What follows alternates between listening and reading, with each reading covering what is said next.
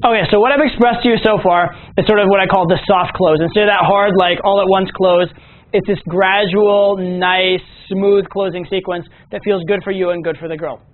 Now I want to talk about one other element, which is soft versus hard plans. How specific should you make your plans? My opinion on this is that you shouldn't push for super specific, okay?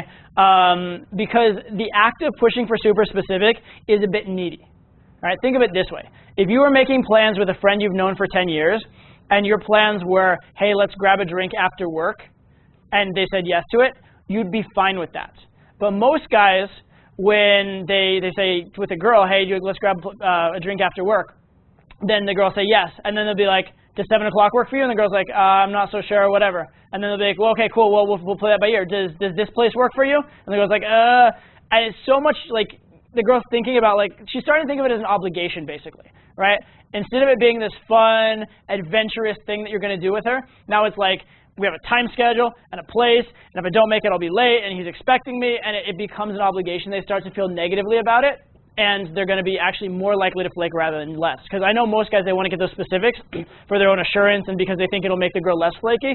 In my experience, it'll actually make him more flaky. Now, obviously, once you do have those firm plans, it's less flaky, but the process of making them, that's where you're going to get absolutely the most flakes. So actually, I believe in leaving it a little bit open-ended. Okay, or at least leaving it open-ended and positive until you kind of like get to the point where you have to. All right.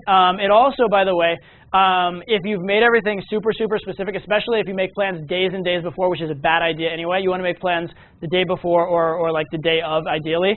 But in any case, if it gets super specific and then it comes the day of and you need to check in to see if you're still on or you haven't heard from the girl, there's no really good way to check in with her without it being super needy and try hard. However, if you had the sort of open plan where it's like we're grabbing a drink after work and then you can just follow up with, hey, I'm getting off at 7 or whatever, then it's totally non-needy for you to send that. It totally makes sense for you to send that.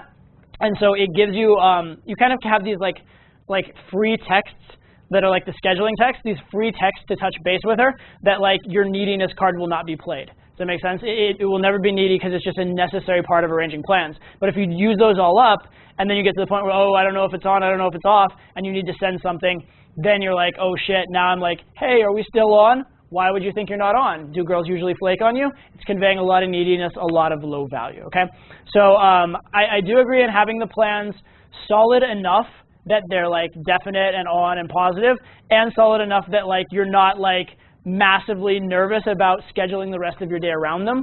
But once you're at that point, once you're at the point where you can vaguely sort of schedule your day around it, I actually like leaving them open for 2 reasons. Number one is, again, not being pushy and not being needy. Number two is giving you that option for more text down the road if you need to touch base. Number three, which is kind of a funny like turnabout on it, is that if you leave them open and the girl's really into you, a lot of times she'll start solidifying the plans, which is awesome.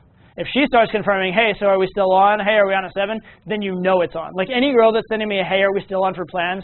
Basically, I'm going to sleep with her on the date. There's like 0 chance I'm not. Because you know that she's anticipating it. She's making a big deal. She's looking forward to seeing you. You're golden. Okay? So the nice little extra on it is it gives her the opportunity to be the needy one on top of